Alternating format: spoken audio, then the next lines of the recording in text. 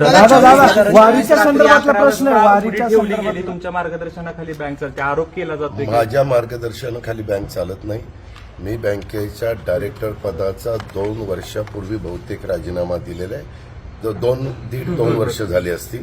त्याच्यावर तसं बघितलं तर मी एका त्या बँकेच्या विकास सोसायटीचा एक सभासद आहे, ज्याच्यावर आम्हाला पीक कर्ज मिळतं, दीर्घ मुदतीचं कर्ज मिळतं.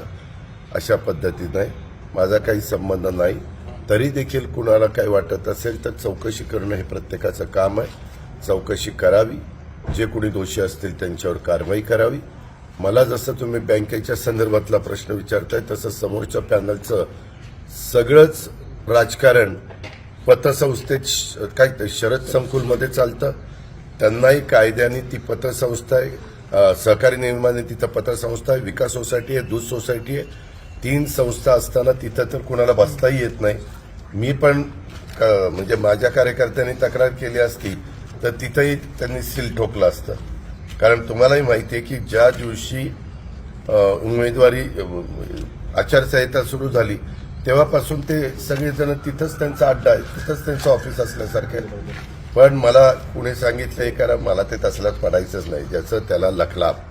तुम्ही अगदी पीडीसीसी बँकेमध्ये तिथं जे मी निळकंठेश्वर पॅनल उभं केलेलं आहे त्या पॅनलचा एक तरी सदस्य होता का? कुणी त्याच्यामध्ये नव्हतं. आता जे कुणी असेल त्यांना प्रश्न विचारा. मात्र तिथं आत्ताही तिथं लोक बसलेलीच असतील आणि तुम्हालाही माहिती आहे. पण तुम्ही एक अक्षराने सांगणार नाही की सहकाराच्या नियमाप्रमाणे ह्याही पतसंस्थेमध्ये आचारसंहितेच्या काळामध्ये कुणालाही बसता येत नाही, तिथं बसून पॅनलचा प्रचार करता येत नाही, यंत्रणा राबवता येत नाही, याद्या तिथं करता येत नाही, काय ते एजंटचे फॉर्म वाटप असेल काही असेल. काल पण रात्री तिथं बसूनच सगळं राजकारण चाललं होतं. मला रात्री पण फोन आले, दादा आता तिथं स्क्वॉड पाठवा, बघा काय होतंय ते. काय करायचंय ज्याचं त्याला लखलाप. दादा वारीच्या संदर्भात किती मताधिक्याने आपला पॅनल येऊ शकतो मतदार ठरवणार आहेत, अजित पवार नाही सांगणार. दादा वारीच्या संदर्भातला प्रश्न आहे की आळंदी देवस्थानचे जे विश्वस्त आहे, प्रमुख विश्वस्त, तर ते वारकऱ्यांची किंवा या सगळ्या सोहळ्याचे मालक असल्यासारखी वागणूक सगळ्यांना देत आहेत. वारकरी असतील किंवा पोलीस प्रशासन असेल, त्यांच्याशी गेले 2 दिवसापासून हुज्जत त्यांची सगळी सुरू आहे. सांगू का, शासनाची भूमिका बजावत असतं. वारीकडं, वारकऱ्यांच्याकडं त्या ज्या 10 महत्वाच्या पालख्या आहेत, मानाच्या पालख्या, महत्वाच्या म्हणण्यापेक्षा मानाच्या पालख्या, ही परंपरा आज चालत आलेली नाही, वर्षानुवर्ष चालत आलेली.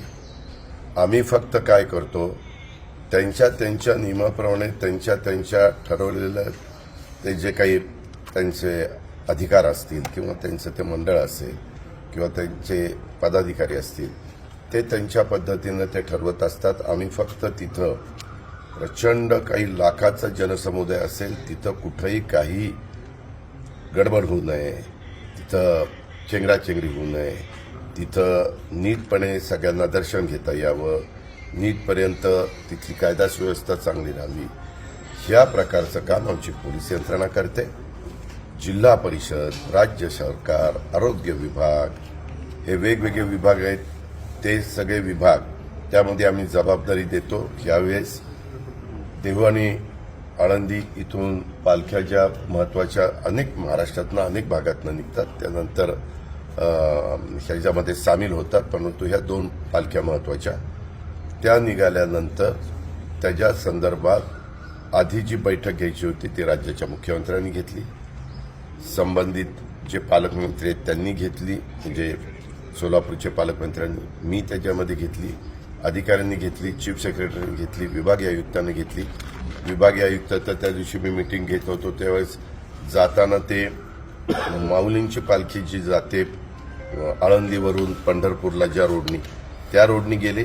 येताना पंढरपूरहून देहूवरून जी पालखी निघते संतश्रेष्ठ तुकाराम महाराजांची, त्या रोडनी आले का, तर सगळ्या गोष्टी नीटनेटक्या आहेत का, इतकं बारकाईनं आमच्या सरकारी यंत्रणेचं काम केलेलं आहे. आम्ही स्वच्छता पण लगेच सगळ्या फार व्यवस्थित सिस्टमॅटिक केलंय.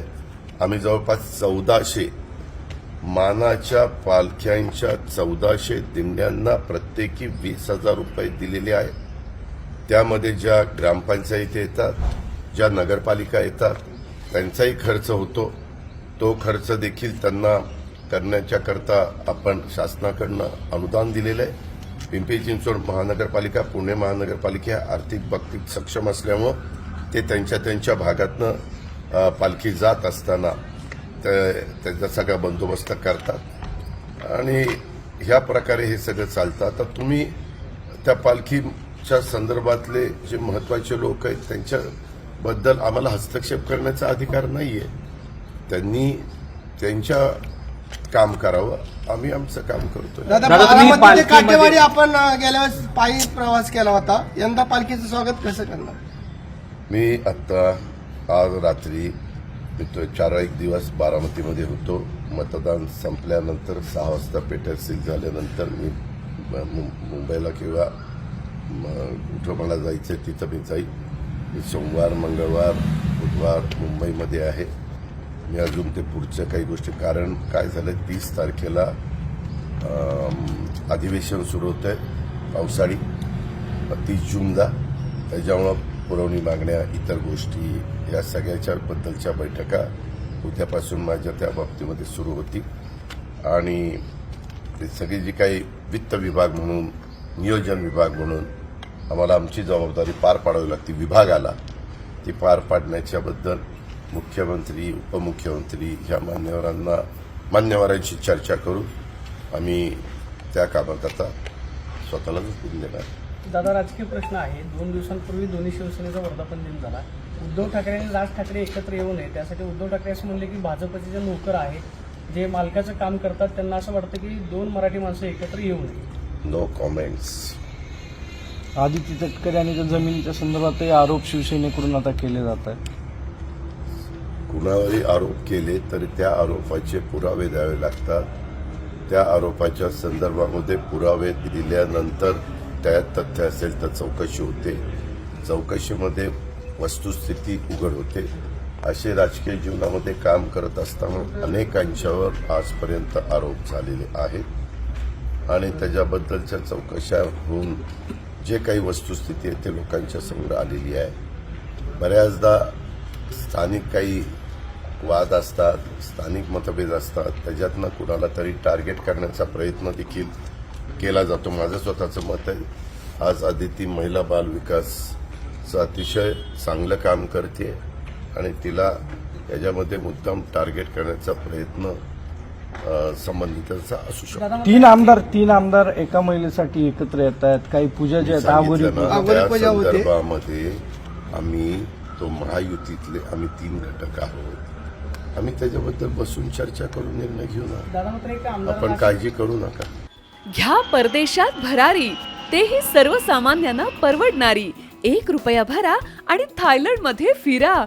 सचिन इंटरनॅशनल घेऊन आले आहेत जगातली सर्वात स्वस्त परदेश टूर. पूर्ण 5 दिवसांचं पॅकेज आता फक्त 32,999 रुपयांमध्ये. पॅकेजमध्ये विमान प्रवास, हॉटेल, ब्रेकफास्ट, ट्रान्सपोर्ट आणि प्रेक्षणीय स्थळे. सचिन इंटरनॅशनल, 18 वर्षांपासून पर्यटन क्षेत्रातील एक विश्वसनीय नाव. सचिन इंटरनॅशनल सोबत मनसोक्त फिरा. संपर्क 7767989898.